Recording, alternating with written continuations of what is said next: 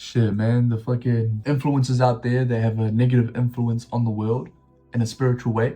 You got Clavicular. He's now overdosed on some kind of drug and now he's in the hospital. A day before, Sneako got hit and assaulted by a guy on a stream. He was looking at his phone, walking down the street. The guy went up, hooked him in the face, and there's footage out there online, whatever. You know, what I thought about this was that, like, these certain people, they try and rage bait people.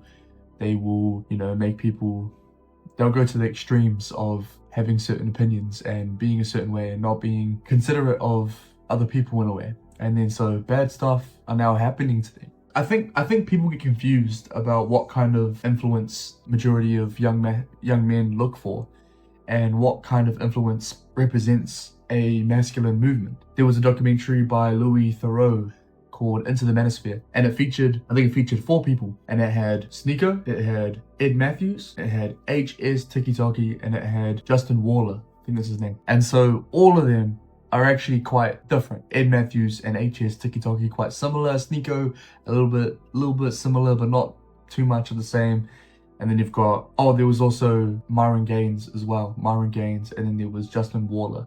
And so Louis Theroux was trying to pinpoint the certain masculine influence online and trying to paint a bad narrative for that. But majority of those guys aren't even the representation of the masculine movement or even the people that young men look up to in a proud way. I can promise you that HS Tiki-Taki with a name like that is not influencing young men in a positive way at all, or even influencing them in the first place. If young men are being influenced by someone like HS Tiki-Taki, it is because they are searching for, you know, a deep desire or an impulsive desire to sleep around with lots of women and be degenerate and all that sort of stuff, which is up to them. It's up to that young men. But for the young men that are aiming upwards and trying their absolute best, these are not the representations of the masculine movement. And also, those certain guys, those young boys, teenagers, whatever, they're not going to be looking at HS Tiki-Taki for that kind of influence. I promise you that. Justin Waller,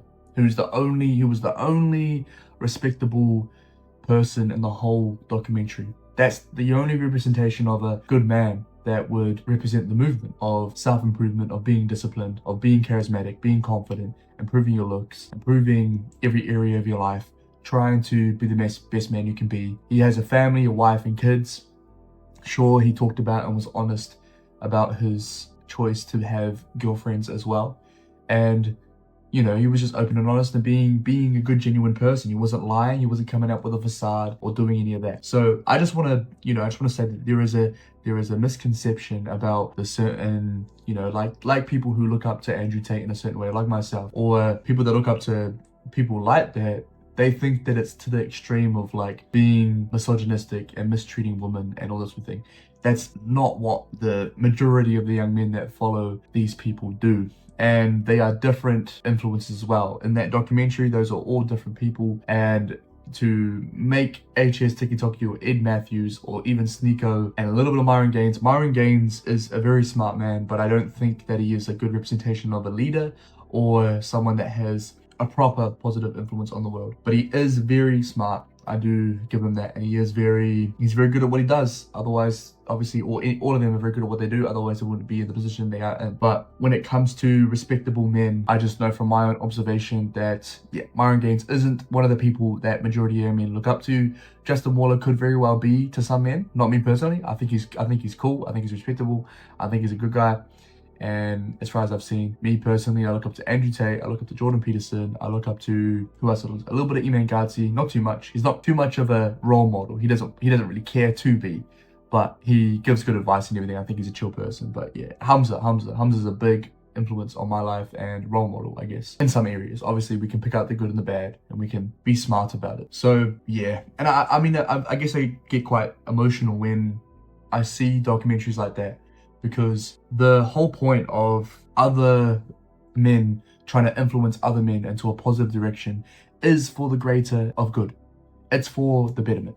And it really, you know, when I put out YouTube videos and when I try and do the same thing that, or influence people in a positive way, as best I can, give advice as best I can, speak as best I can, to then keep people engaged in the video, to learn and then grow maybe afterwards, or pick up something they didn't know before, or think about something they didn't think about before, for the betterment of them. I truly care. I truly care. And I remember seeing this documentary and tearing up, because this puts hindrance on the force of what I believe to be as good. Obviously everybody believes different things. You know, there's people out there that don't agree with maybe what I want in my life, or what I believe myself, but that's okay. And I don't think that the next person should agree with me, and vice versa. I don't think we all need to agree with how to live our lives, because everybody's different. But for the people that do agree with me and that do want similar things to me, that's the movement that I'll try and push. But it doesn't mean that this movement will crush and put a hindrance in other movements, or I won't put down another way of thinking. I think that, unless obviously that I can see that it's a very bad way of thinking, like being negative or thinking that you're not capable of doing something, or destroying yourself physically and mentally, you know, indulging in your bad habits and short-term gratification, when I know that a lot of young men can do better. Of course, I'll have something to say about that, but that's a different story. I think spiritually, the bad things that are happening to these certain guys online is exactly that. It's a spiritual thing. And I kind of feel sorry for Clavicular as well, because I watched an interview. It was an hour-long interview with it's an Australian journalist or whatever, and it's on the show called 60 Minutes, and they usually interview people, and Clavicular was in this interview. It didn't happen very long ago. Well, it wasn't uploaded very long ago, and it was an hour long of Clavicular answering certain questions, and the journalist was obviously trying to be kind of passive aggressive with his comments and try to dig at certain things, but like he did a good job. But Clav, you could tell he was very uncomfortable, very nervous. He had some sort of social anxiety. Now Clavicular uses obviously steroids, drugs, all of that to then maintain his persona when it comes to the live streams and doing his content. He is not 100% himself when he is doing all of these things. He's said multiple times that activities that he does on the streams is not something he would do in his normal personal life. And so, yeah, it's all part of an extremist kind of polarity to create the attraction for people to watch Clavicular and to click on his videos. Clavicular is another example. He is not someone that the majority of young men look up to, I promise you. They don't look up to Clavicular, and whatever they get influenced by is their own desires and intentions with their own life. Whether it was Clavicular or a person at their high school, they probably would be influenced the same way anyway. It's not Clavicular's fault. It would have been someone else anyway. There's just certain people in the world that young men, like let's say for example, we think that a certain individual is the problem when it comes to influence. The thing that we need to remember is that what the young men are looking for is dependent on their priorities. It's dependent on what they're particularly looking for. So if we can't necessarily blame certain people for certain things happening to, you know, certain fans or young people getting easily influenced because they're looking for a particular part in that person's life to be influenced by, which then they were always going to be going down that path anyway, because they were looking for that before they even came across that social media influencer or YouTuber or person making these kind of videos. And I can understand the fact of like, well, if the influencer or the YouTuber was talking about positive things in the first place, maybe there would be no margin of error for that particular person, but that would be incorrect, because if it wasn't that person, it would have been someone else. So whose fault is it really?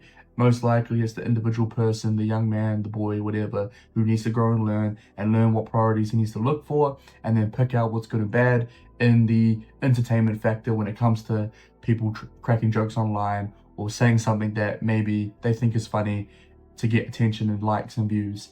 And then, you know, maybe it's not funny to some people, but, you know, cracking a joke. And for them not to get influenced by that is up to them, the young men themselves. It's not the influencer's fault. This video here is to spread the message. Self-improvement is the message that I will spread. Self-improvement and bettering yourself and aiming upwards in a positive direction is the message that I will spread, that I will support, that I will be a part of. And that is the key, that is a goal. I hope this message helps or clears up anything. This isn't a video for any particular advice or tips. This is just my thought process when it comes to everything that's happening with social media stars and influencers within certain niches. Thank you for watching. I appreciate you. I believe in you, and I'll see you in the next one.